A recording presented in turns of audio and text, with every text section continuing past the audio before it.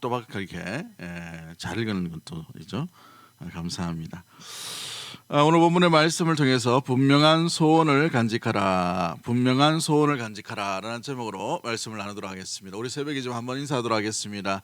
옆에 분 인사하면서 사랑합니다, 축복합니다, 잘 나오셨습니다.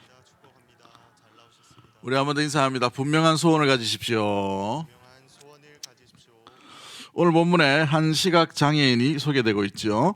여리고 지방이라는 곳에 구걸하고 있는 한 시각 장애인입니다. 태어나서 죽을 때까지 어찌 보면은 이 질병을 가져야 될 그런 상황 가운데 있는 것을 보게 되죠.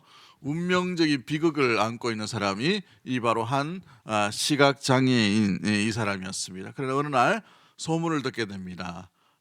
나사렛 예수가 지나간다라는 소문을 듣고 마음 가운데 소원을 가지게 된 것이죠. 어느 걸그룹 보니까 소원을 말해봐 이런 것도 있던데 이 시각장애인이 소원을 품게 됩니다.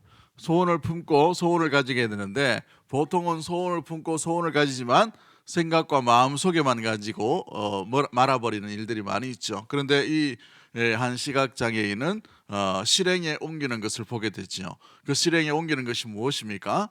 오늘 본문 가운데에서 분명한 소원을 가지는 것이 무엇인지를 우리가 오늘 말씀을 통해서 한번 나눠보도록 하겠습니다. 무엇보다도 그는 가장 먼저 38절 말씀 가운데에서 우리가 알 수 있는 것이 무엇입니까? 부러지져서 누구를 찾고 있어요? 예수님을 찾고 있는 것을 보게 되죠. 한번 따라하겠습니다. 부러졌습니다. 예수님을 찾습니다. 그렇습니다. 분명한 소원을 가질 때 우리가 해야 될 행동 중에 첫 번째 행동이 뭐냐면 부러지져서 예수님을 찾는 것입니다. 기도함으로 예수님을 찾는 것이죠. 기도할 때 누구를 찾는가, 이것이 참 중요합니다. 여러분, 이 한 시각장애인이 다른 사람과 다른 시각을 가지고 예수님을 찾고 있는 것을 보게 되죠.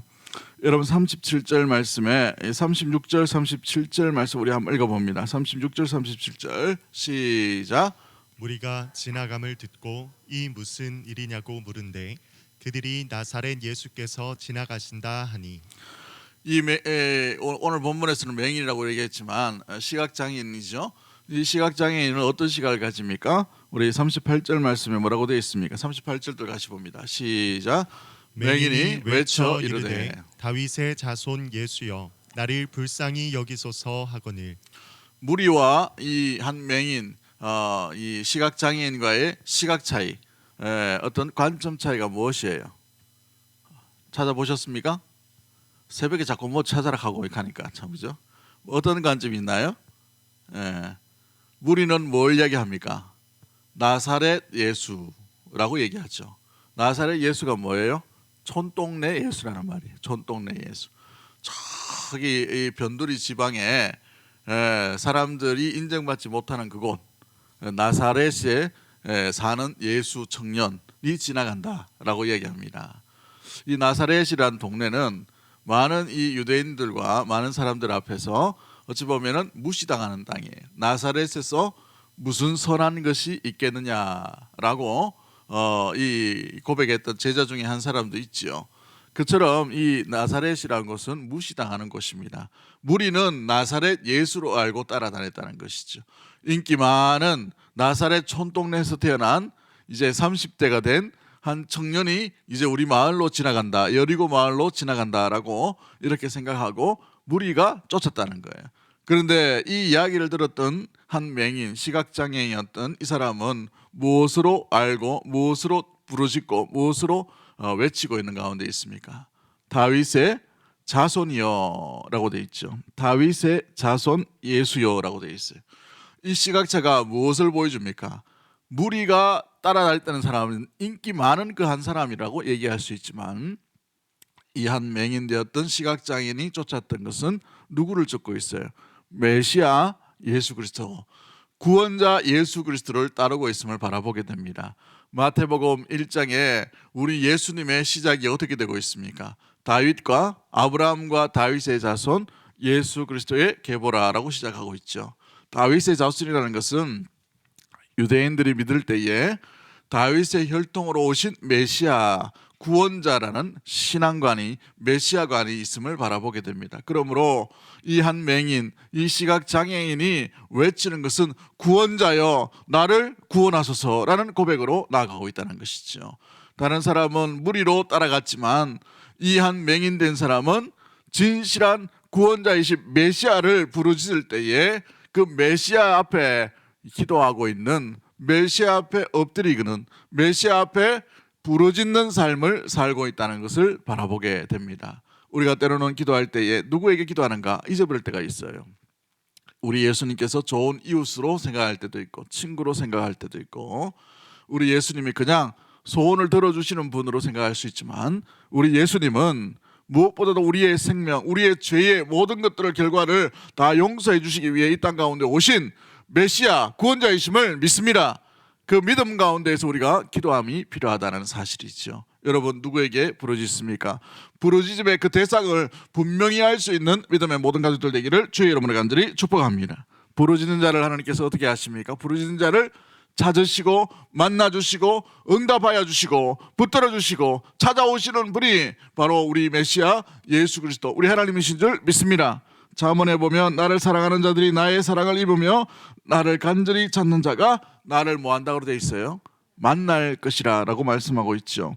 예레미야서 29장 13절 말씀에도 너희가 온 마음으로 나를 구하면 찾고 찾으면 나를 찾을 것이요 나를 만나리라 라고 말씀하고 있는 것을 보게 됩니다. 오늘 이 새벽에 여러분 가운데에서 메시아 예수 그리스도 주님의 이름을 붙들고 간구하고 부르짖는 믿음의 모든 가족들 되기를 주의 이름으로 간절히 축복합니다. 그런데 이 한 맹인이 어떻게 부르짖고 있나요? 39절 말씀을 보시면 다른 사람을 바라보지 않는다는 것을 보게 되죠. 39절 말씀 한번 읽어봅니다. 시작. 앞서 가는 자들이 그를 꾸짖어 잠잠하라 하되 그가 더욱 크게 소리질러 다윗의 자손이여 나를 불쌍히 여기소서 하는지라. 아멘. 다른 사람들은 왜 이렇게 설치냐라고 얘기합니다. 그런데 이 사람에게 한 가지의 소원이 있음으로 말미암아 잠잠할 수가 없는 거예요. 다른 사람의 방해, 다른 사람의 어떤 여러 가지 불편함들이 있어요.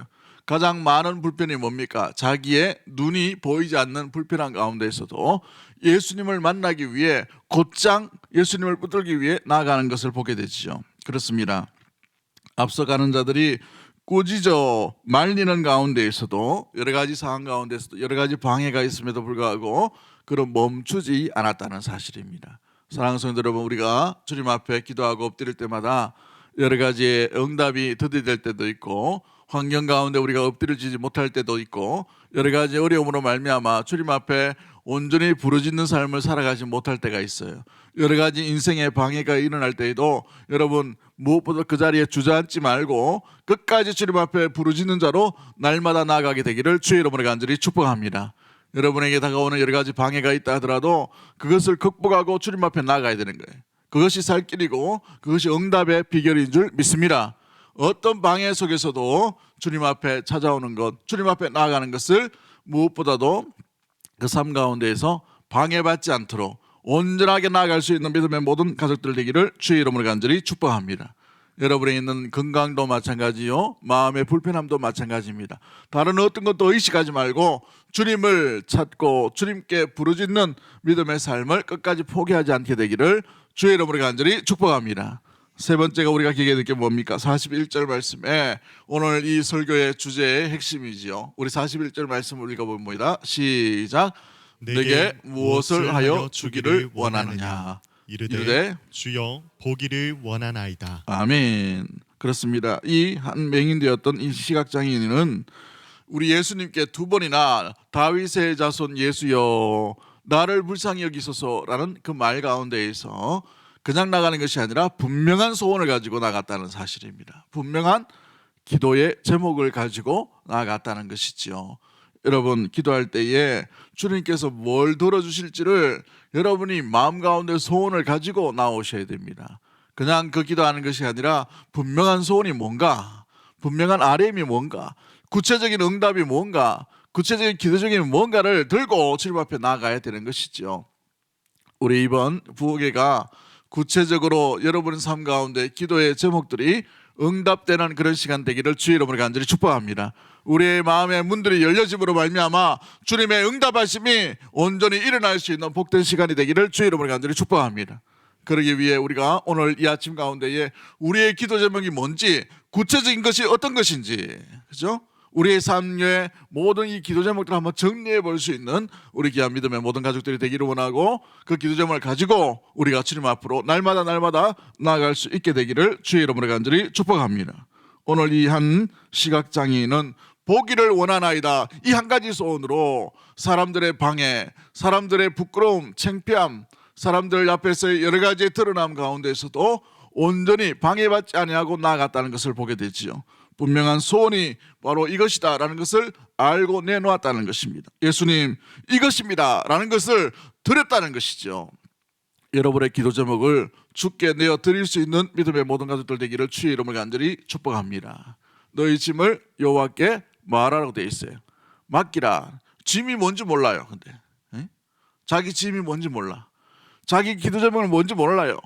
가만 보니까 하나님 건강도 주시고 했다가, 어제는 또 뭐 다른 이야기 했다가, 또 한결같은 그 기도 제목, 소원들이 뭔가, 구체적인 그 하나님의 뜻 아래에서 응답될 게 무엇인지를 우리가 이 시간 가운데에서 정리하며 주님 이것입니다 라고 내어드릴 수 있는 분명한 기도 제목을 안고 주님 앞에 엎드려 기도할 수 있는 믿음의 모든 가족들 되기를 주의 이름으로 간절히 축복합니다.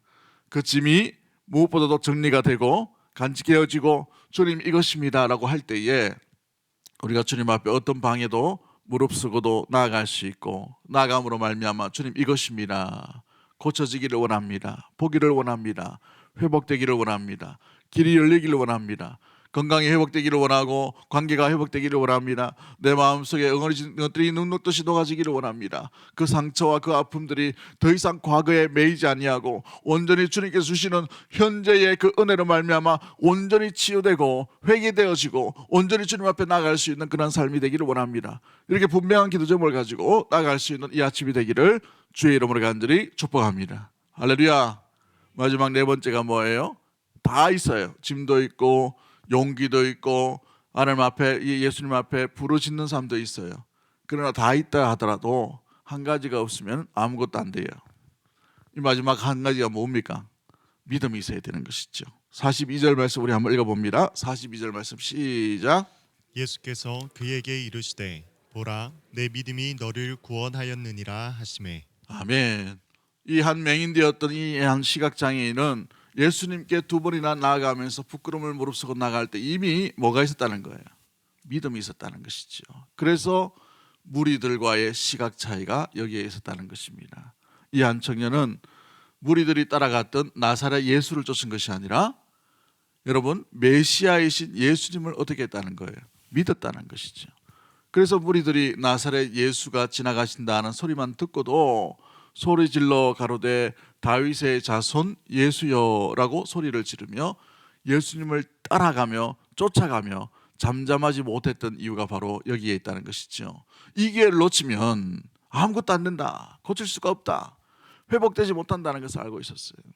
내 모든 상황들을 아시는 분, 내 모든 상황들을 고칠 수 있는 분은 유일하게 다윗의 혈통으로 오신 예수님밖에 없다는 분명한 믿음이 이 삶 가운데 있었다는 사실이지요. 기도가 오래 하다 보면 기도의 응답이 더디게 되고, 기도의 응답이 10년, 20년 더디된다 하면 우리가 지칠 때가 있습니다. 믿음이 희미해질 때가 있다는 것이죠.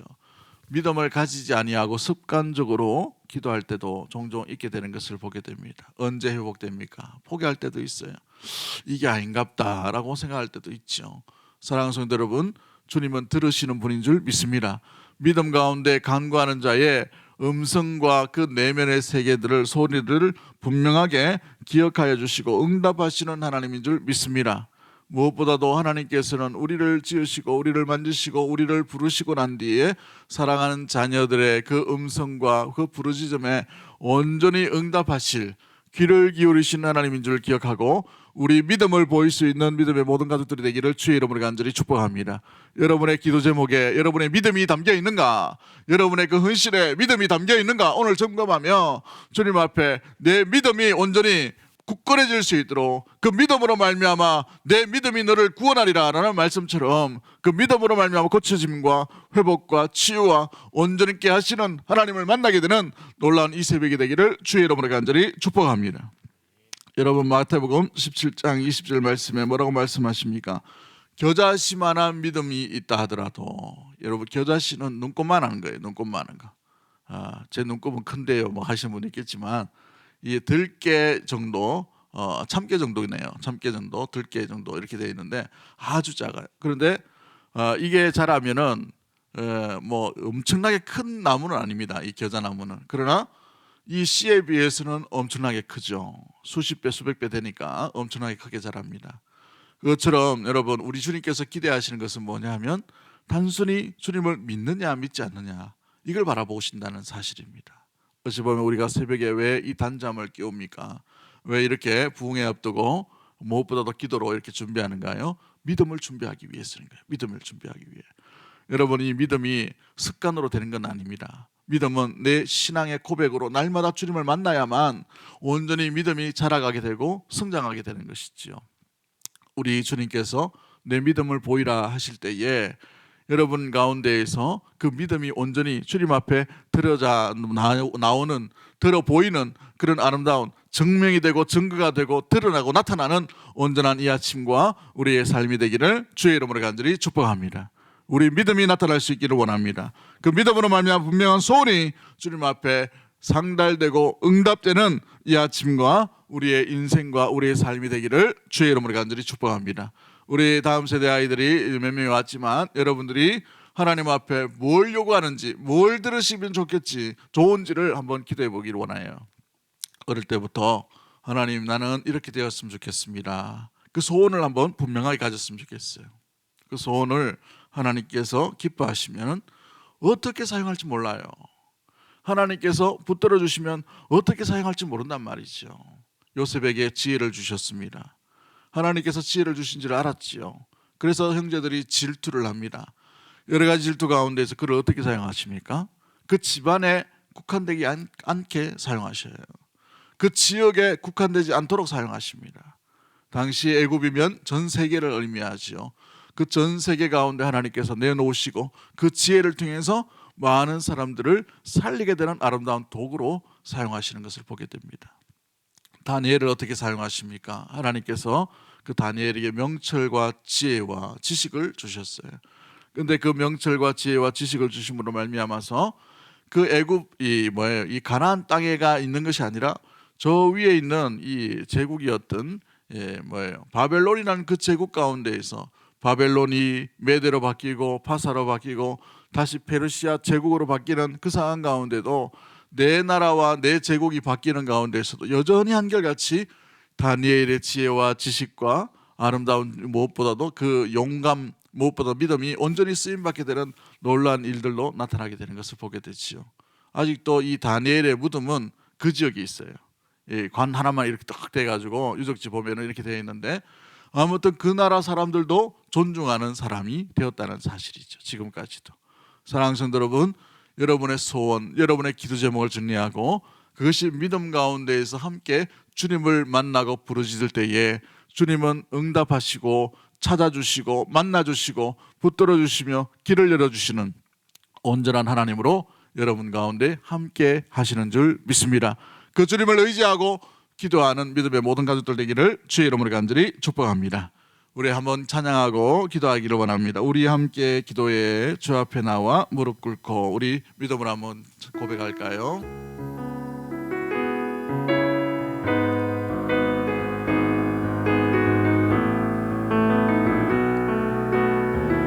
우리 함께 기도해.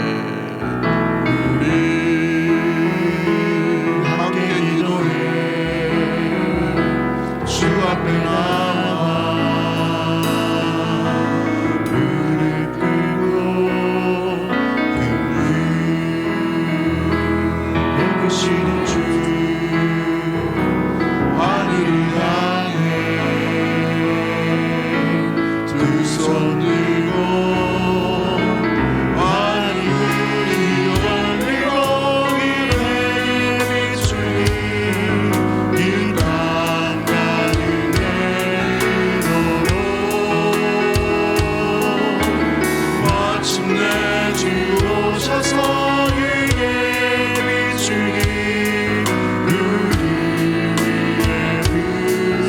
다시 한번 고백합니다. 우리 함께 기도해.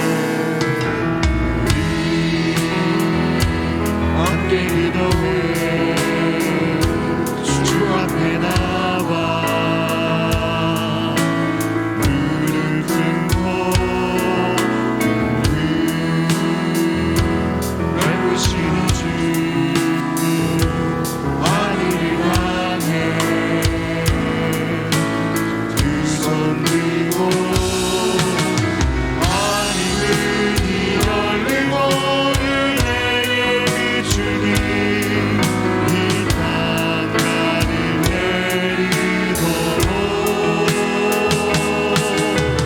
마침내 주 오셔서 은혜의 비추니 하늘 문이 열리고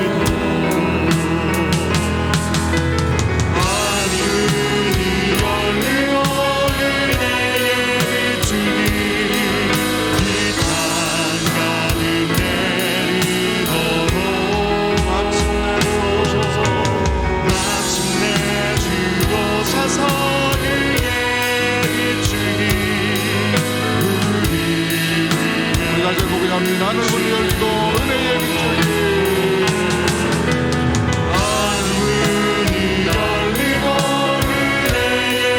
비추니 이곳 가득 마침내 주 오셔서 마침내 주 오셔서 은혜의 비추니 우리 마지막으로 다시 한번 고백합니다. 하늘 문이 열리고 하늘이 열리고 은혜의 비추니 내 맘 가득 은혜로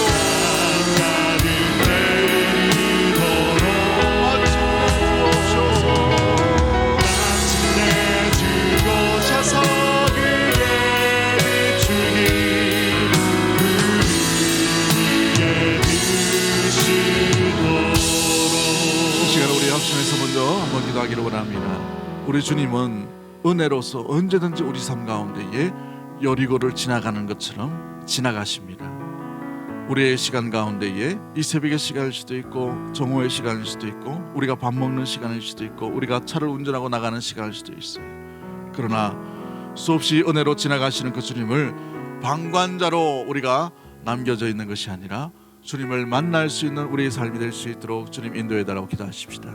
매 순간순간마다 찾아오시는 주님을 그냥 보내지 아니하고 은혜로 우리가 반응할 수 있도록 도와주시고 그냥 흘러버리는 나사렛 예수 정도로 생각하는 것이 아니라 다윗의 자손이신 메시아로서 우리가 만나고 나갈 수 있는 우리의 삶과 우리의 모습 될 수 있도록 도와달라고 기도하시고 환경에 매이지 아니하고 환경에 지지 아니하고 주님께 나아가는 것을 멈추지 않도록 도와주시고 포기하지 않도록 주님 인도하여 주옵소서. 내 건강 때문에 내 상황 때문에 주님을 만나는 것을 포기하지 않도록 주님 인도하여 주옵시고 주님께 나갈 때에 분명한 소원이 무엇인지를 알고 그 소원을 가지고 주님 앞에 나갈 수 있도록 도와주시고 믿음이 확신되고 있는가 믿음이 있는가 그것을 점검하며 주여 내게 연약한 이 믿음을 더해 주셔서 아버지 하나님 이 겨자씨만 하는 그 믿음보다 더한 믿음을 우리에게 허락하여 주심으로 말미암아 주님께서 기뻐하시고 주님께서 응답하여 주시고 주님께서 마음껏 기적과 능력을 베푸실 만한 그릇들로 날마다 자라갈 수 있는 우리의 삶과 우리 가정과 우리 교회가 될 수 있도록 주님 인도해 달라고 우리 주여 한번 해주고 동성으로 우리 합심해서 한번 기도하도록 하겠습니다.